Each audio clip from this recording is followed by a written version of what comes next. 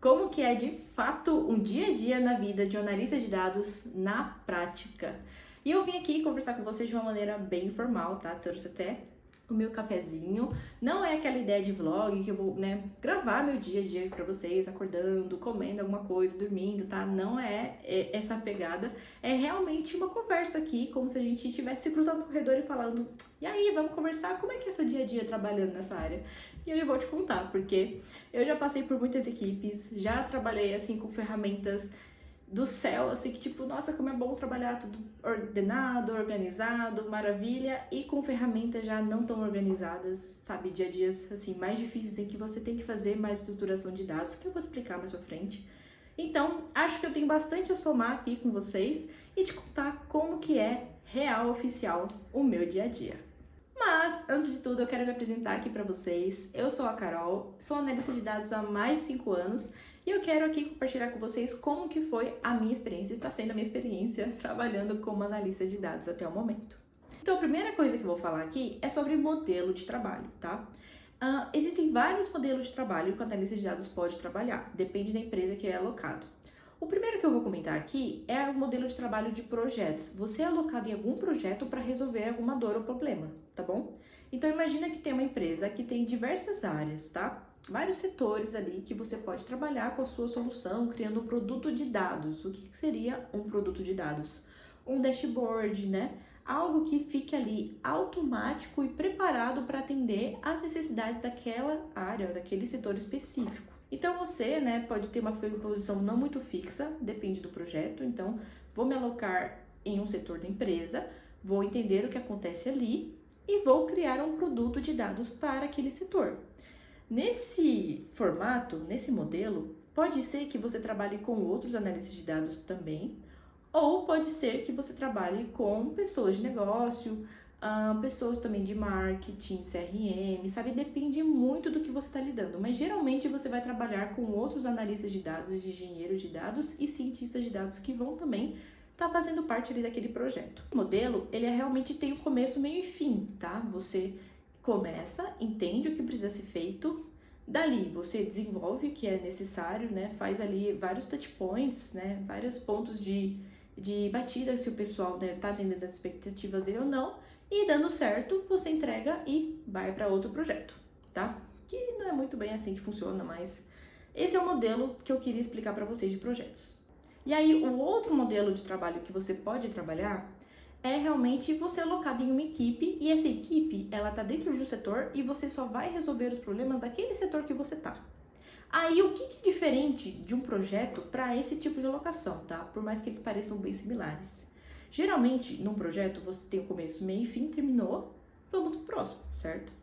Nesse modelo que você está alocado num setor em específico, já é diferente. Você tem sim um projeto com começo, meio e fim, mas depois do fim, existem as melhorias, existem os reprocessos, existem a automatização de rotinas que são manuais. Sabe, você fica ali entendendo exatamente a dor das pessoas que estão ali no meio. Você precisa se aprofundar muito no que cada um faz no seu dia a dia, no quais são as principais perguntas, dores, questionamentos, para entregar uma solução, um produto de dados que atenda aquela sua equipe, aquele seu setor inteiro. Então, por exemplo, imagina que você está alocado num setor ali de vendas, tá? Vendas comercial. Tudo que você for construir vai ser para atender esse setor. Então, esse setor, hoje em dia, eles têm uma planilha, um Excel, que roda por todo mundo ali para pegar informações de vendas de todo mundo. E isso dá muito trabalho, penoso. Eles não queriam ter essa planilha com todo mundo mexendo ali, mexendo nos campos, sabe? Com muito riscos de ter erros manuais. E eles queriam produtizar, automatizar isso. E, além disso, visualizar melhor quais são os resultados e o que você pode ter de insight com aquilo que as pessoas estão colocando. Então, você vai estar ali com essa equipe, com outros analistas de dados, provavelmente, outros engenheiros de dados. Seu líder, ele pode ser o coordenador de dados ou não, tá?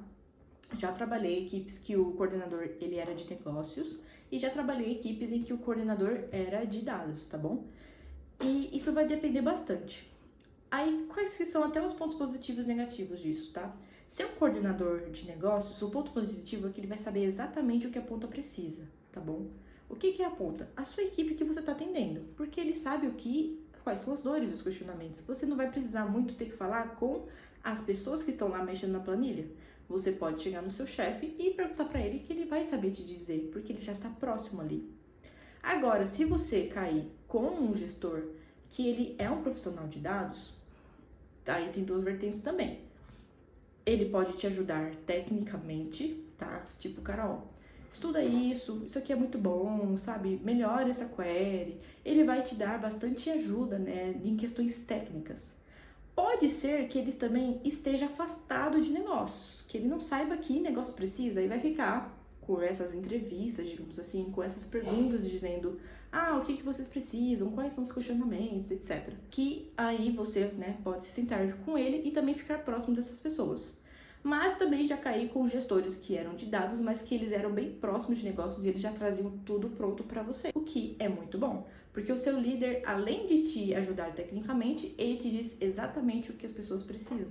Enfim, nesse modelo de trabalho, que eu acredito que seja o mais comum, tá? E foi os que eu mais trabalhei, tem uma questão muito complicada, porque você pode chegar ali dominando tecnicamente como fazer um SQL, como construir um dashboard, sabe? Eu sei fazer. Mas nem sempre você conhece o que eles precisam. E para você conhecer o que eles precisam, você precisa participar de reuniões.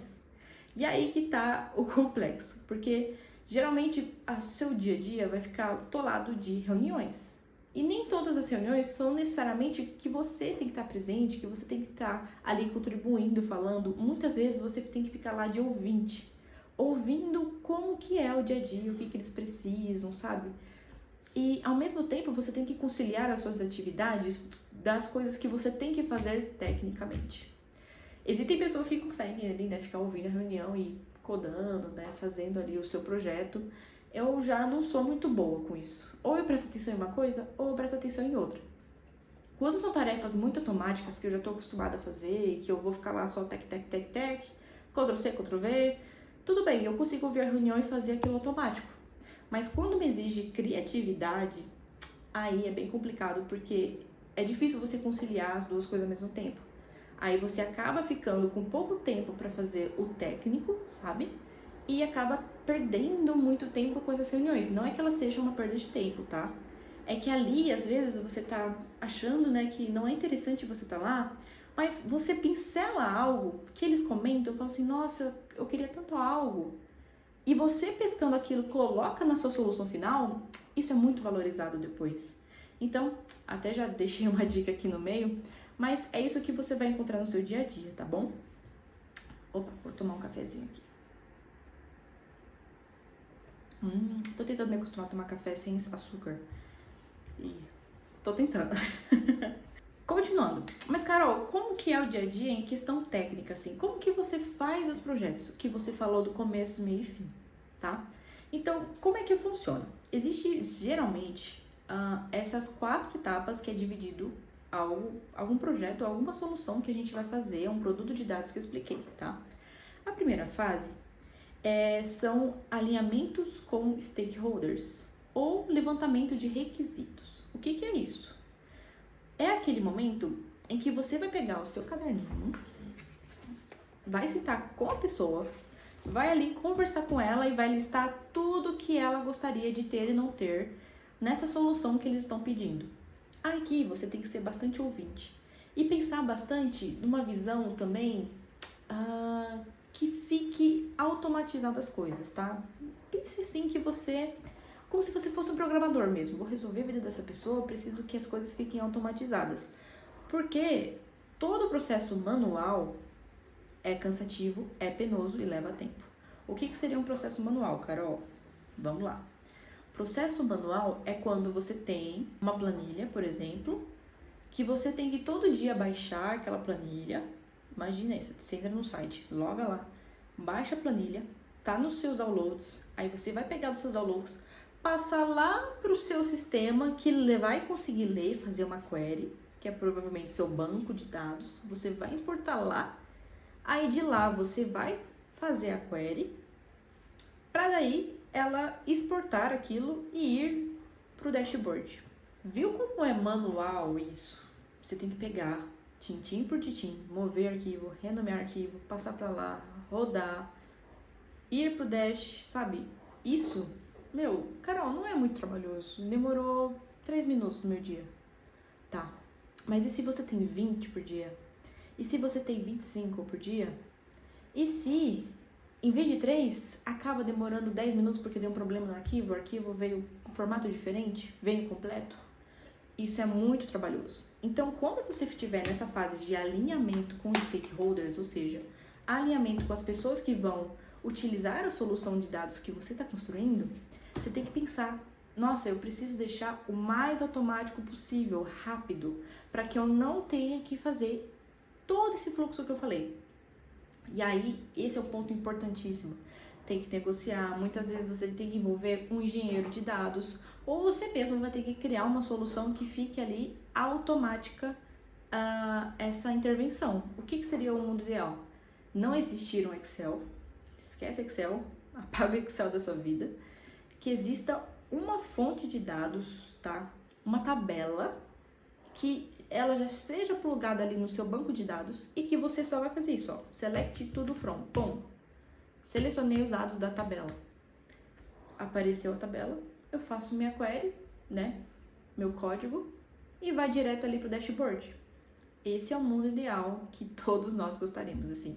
Eu já trabalhei nesse mundo ideal, que estava tudo automatizado, tudo lindo, eu não tinha que fazer nada de manual. E já trabalhei em que 70% das coisas eram manuais. E a gente que foi automatizando até ficar numa proporção de 20% manual, 80% automatizado, tá? Então, depende muito do lugar onde você vai trabalhar, tá? Mas o que você vai ter no seu dia a dia é realmente sentar, marcar reuniões, sentar com as pessoas que vão, né, utilizar a resolução, escrever tudo direitinho. Nossa, ela precisa disso, ela precisa daquilo. Temos isso? Aí você vai ter muitos exercícios. Temos essa informação que ela pediu uma base de dados que contenha o endereço dos clientes. Eu tenho isso. Aí você vai ter que conversar com o engenheiro de dados ou ver o catálogo de dados da sua empresa para analisar se você tem essa base ou não. Ou se você já tem isso de cabeça e fala, nossa, isso aqui tem. Aí, imagina que você não tem essa informação. O que você vai ter que fazer no seu dia a dia? Você vai ter que pegar essa informação, procurar, encontrar e validar. Ou seja, não basta só a gente encontrar. Essa tabela, ela pode estar incompleta, ela pode estar errada, ela pode estar com algum tipo de desvio ali, enfim. Você tem que analisar tudo isso. Ela tem que estar correta para a gente utilizar dados corretos. Porque se ela não estiver correta, aí você vai ter que endereçar para a equipe que vai corrigir essa base. Ou você mesmo vai acabar corrigindo, depende da estrutura da sua empresa, tá? Aí nós vamos para a segunda fase. Nessa segunda fase, no seu dia a dia, é a fase do protótipo ou MVP.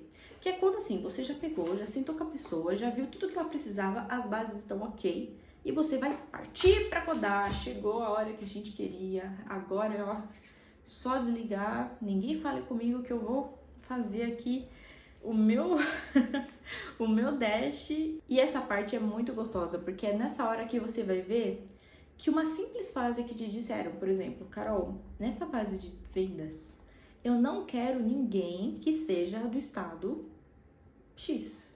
Você vai lá na sua query, no seu código, e vai falar, eu não quero ninguém do estado X. Aí ele vai falar, Carol, por que eu não quero isso? Porque eu quero descobrir que as pessoas dos outros estados, elas têm uma renda de acima de R$2.000. Aí você vai lá, vai colocar no seu código isso. E aí você vai entendendo como que são as necessidades do dia a dia, que foi daquela fase 1 que eu contei, versus como que você vai ver as informações reais na prática. Então, aquilo que a pessoa não sabia, por exemplo, existem 20.000 clientes que têm a renda acima de 20.000 e que não são do estado da Bahia, tá? Ela não sabe que existem 20.000 clientes. E você colocando ali, vai descobrir, vai falar, caramba, nós temos 20.000. E depois você investigando, você vai perceber que desses 20.000, por exemplo, 45% dos clientes é mulher. E aí você vai identificando detalhes da base, sabe? Aprofundando ali Coisas muito interessantes e intrigantes, que isso já serve de insight para quando você for construir o seu dashboard final. Porque o seu dashboard final, ele precisa dar respostas, tá? Não, talvez ele não dê respostas de cara, mas ele dá o caminho para a pessoa chegar a alguma resposta, algum insight. Então, uma parte do seu dia a dia vai ser realmente ficar lá construindo as queries, aí você vai errar bastante, vai procurar pro sênior da sua equipe, vai falar, sênior, me ajuda, pelo amor de Deus. Aí você vai chamar seu coordenador, vai chamar a equipe de negócios, sabe? Você vai ficar indo pra lá e pra cá, tá? Então, a reunião, ligação, acontece. Lembre-se que em meio daquelas outras reuniões que vai ter no seu dia a dia com a equipe de negócios ali, que vai estar trabalhando no dia a dia, tá? Não se esqueça disso. E depois, as 3 e 4 fases finais, terceira e quarta fases finais, o que são? São as fases de fazer o estruturante e fazer o seu data viz, o seu dashboard querido que você tanto queria. Nessa fase, é aí que você, tá tudo ok, falei com as equipes, meu chefe gostou do meu protótipo aqui. O que é o protótipo, tá? É um rabisco, assim, mais ou menos de como vai ficar, tem os primeiros números, você bateu, né? Tipo, não. O que é bater os números? Deu 20 mil, é 21 mil mesmo? Deixa eu confirmar. Ah, é isso mesmo? A base tá certinha? Então tá ok. Aí você consegue começar a construir o seu estruturante. O que seria o estruturante? Seria a query ou a tabela que vai ficar ali física, bonitinha, tratadinha, agrupada, bonitinha, para o seu dashboard depois consumir isso. E aí, quando o seu dashboard consumir isso, você vai começar a criar ele, né? A cada gráfico. Aí você vai utilizar bastante os conhecimentos, né? De storytelling com dados, qual gráfico eu utilizo em cada situação, por onde eu começo, como é que eu conto essa história, que tipo de layout eu utilizo, que tipo de cor, quais são as cores da minha empresa que eu vou utilizar no Dash, que essa é a parte mais gostosa. E uma coisa que eu quero frisar pra vocês é que muitas vezes a gente se sente um pouco cansado, sabe? Porque pode parecer que não, mas essa área, assim, o que nós fazemos, exige muito da nossa criatividade. Eu ouso dizer, né, com toda certeza, que é uma arte o que a gente entrega. Porque, claro que tem toda essa parte analítica, racional, que você tem que ali entender os números, né? Utilizar um pouco de estatística. Mas a entrega final, como você vai apresentar aquilo, não deixa de ser uma arte, porque você estudou e você precisa apresentar bem para que as pessoas entendam. Então, diante dessa rotina, com muitas reuniões, muitas coisas para você fazer, imagina que você tem reunião, aí tem alguma rotina manual que você tem que fazer, você tem que rodar lá para deixar pronto, porque às 9 horas da manhã todo mundo quer ver essa informação pronta. Então, você tem que logar às 8h30 para dar um clique, um ok para aquilo ali rodar, para aquilo funcionar. E aí, depois já tem reunião em seguida, aí tem daily, tem outros processos manuais que eu tenho que fazer, sabe? Aí alguém te liga aqui, reunião ali, você acaba se sentindo um pouco saturado, tá? Você pode se encontrar nessa situação de, nossa, Carol, eu tô sem ideias. Eu tô olhando aqui pro Dash, o Dash olha pra mim e não sai nada. E você vai sim ter muitos momentos de ficar parado olhando e falando, o que eu faço? E aí que vem os seus parceiros de equipe, tá bom? Você tem que ter essa troca. Você vai chamar um colega, né? Vai falar, o que você acha do que eu tô fazendo? Você me ajuda? Eu travei aqui, olha, sabe? E assim, isso a gente tem muito no dia a dia. E é isso que enriquece. Porque é daí que se geram as amizades, né? É sentimento de pertencer a um time, que você não tá sozinho, que é muito gostoso, mas que sim, pode se afligir muitas vezes. Porque às vezes o prazo é meio curto, você tem que entregar e você tá ali travado de como apresentar da melhor forma. E aí você vai ter que fazer o quê? Apresentar como é que dá, entregar do jeito que dá, nem que seja a primeira versão, depois você melhora com a segunda versão, sabe? Você vai ter muito disso no seu dia a dia.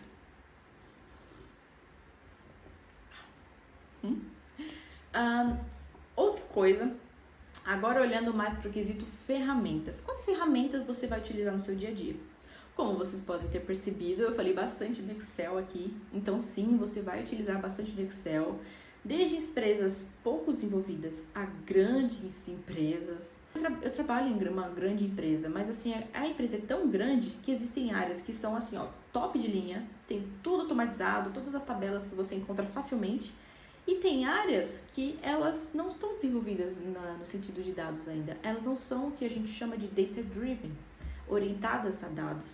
Então, elas têm mais Excel, sabe? As informações são manuais, ou seja, são pessoas que colocaram manualmente. Não é um sistema que começou ali a jogar logs. Então, você vai ter que sim saber lidar com Excel. Não precisa ser, mega blaster avançado. Não se preocupa com isso. É mais realmente tipo, eu sei fazer uma tabela dinâmica, sei fazer um PROC-V, sei as funções ali, né, mais básicas do meu dia a dia, tá? Não se pegue muito com isso, porque você vai realmente mais dar uma fuçada, baixar e colocar ali para o seu SQL rodar, tá? A não ser que a vaga ela seja específica para você criar dashboards com Excel. Aí, né, você vai ter que ficar ligado na vaga, que aí sim você vai precisar de um conhecimento mais avançado, porque você vai começar a fazer dashboards por lá, fazer todo o tratamento das bases por lá, enfim. Aí você precisa ver os requisitos da vaga. Outra ferramenta que você vai usar bastante, que eu recomendo fortemente que vocês aprendam, é o SQL, tá? Então, SQL, todas as empresas usam. Até se você vai aprender Python, você pode usar uma função ali no Python, que você importa ali o SQL e você usa SQL junto com o Python, sabe? E assim, acho que isso é muito individual de cada um, mas eu acho mais simples você aprender SQL do que aprender Python. Porque SQL é uma linguagem de comandos, o que você fala, ele faz. Então é como se você estivesse conversando ali, pedindo coisas e isso te retribuindo de volta, tá? Mas outra ferramenta que você precisa aprender também, uma tecnologia, é o Python, essa linguagem de programação. É voltada, tá, à análise de dados. Python dá para você fazer tudo praticamente, mas foque em análise de dados, tá? As bibliotecas como Pandas, NumPy, PySpark, todas essas ferramentas assim mais voltadas para análise de dados é muito importante. Estatística, aí vem um grande ponto. Estatística, comece com a estatística básica, tá? Não se afobe muito. No nosso dia a dia, a gente costuma utilizar a estatística para quê? Para entender a volumetria da base, entender um pouco sobre em quais categorias está mais concentrado ali aquele perfil de pessoa, se tem buraco ali na base, ou seja, informação muito nula, que você não sabe se está certo ou não. A maioria das vagas, a estatística é mais básica mesmo, sabe? De você realmente colocar uma mediana ali, nada muito uau, assim. Áreas que utilizam muito de regressão, essas coisas mais avançadas de estatística, são áreas mais de estudo aprofundado. E, infelizmente, muitas áreas ainda estão nessa etapa de construir um BI, de ter um dashboard. Eles ainda não chegaram a ter esse aprofundamento estatístico ali dentro, que isso é muito importante, mas eu acho que pode ficar mais pra frente. Estudo básico que tá tudo bem, que a gente utiliza no nosso dia a dia sim, tá? Mas sem muita crise. Agora falando sobre DataVis ou dashboards, o que você pode e vai utilizar no seu dia a dia? Você vai utilizar muito o próprio Excel, como eu falei, como DataVis, fazer alguns gráficos por ali, mostrar os primeiros números, os primeiros estudos. Você pode utilizar do Tableau, tá? Caso a sua empresa ela utilize o Tableau, tem o Power BI, tem o Qlik e tem o Looker Studio, quando você for trabalhar com dados do GA, né? Dados de aplicações web, que é rastreamento do que o cliente fez em cada tela do aplicativo, o que o cliente fez em cada tela do site, sabe? É nesse sentido. Aí você vai ter que utilizar o Looker Studio ali como com visualização de dados, porque ele já tem integração automática com o GA. Para concluir tudo isso, resumir, seu dia a dia vai ser muito assim. Você precisa ter, né, habilidade de comunicação, precisa gostar de se comunicar com pessoas, porque você vai ter que se comunicar ou internamente com a sua equipe, ou com a equipe de negócio que vai te dizer o que elas precisam, tá? Então você precisa sim querer se comunicar com os outros. Vai ter muito de você, claro, fazer essa parte mais técnica, que é entender de Excel, entender de Python, entender de algum DataVis, tá? Pode começar com Power BI, por exemplo. Você vai ter que conhecer sim essas ferramentas mais técnicas, tem que se aprofundar para entregar entregas de qualidade. E tem às vezes que algumas coisas que a gente vai ter que ser muito mirabolante, assim, que você fala, meu Deus, tem como fazer isso? Por isso que você tem que conhecer profundamente a ferramenta. Porque você vai dizer pra pessoa se tem como ou não.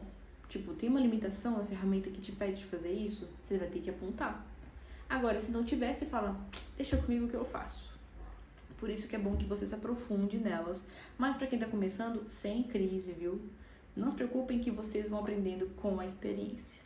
Aprenda Python, aprenda SQL. Inclusive, eu tô criando um curso de SQL. Se você estivesse vendo esse vídeo e já estiver lançado, vai estar aqui embaixo o link do meu curso do SQL. Além disso, você também precisa entender sobre DataVis e melhores técnicas de visualização de dados, tá bem?